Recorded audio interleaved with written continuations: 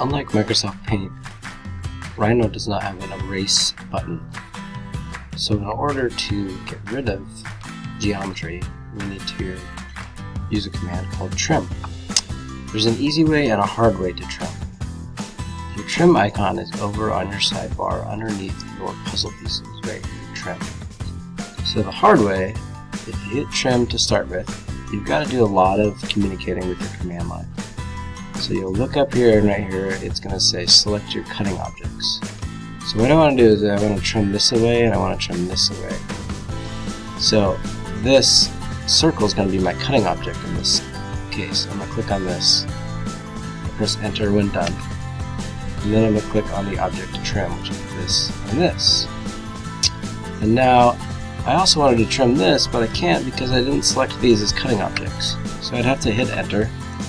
I'd have to come back, click on trim. Now for cutting objects, I'd have to click this and this, hit enter, and then trim and trim. And then I'm done.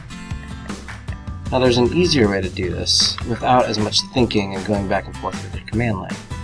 And this is the trick that I use all the time when I trim, which is I select everything on my screen right off the bat.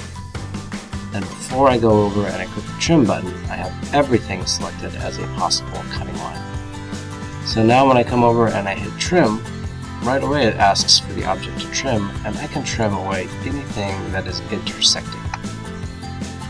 When I'm done, I can hit enter, and now these are separate units because we trimmed them. So my standard procedure after I trim is while everything is selected, I immediately come over and I hit join. And now if I click off and click back on, those are one continuous joined objects.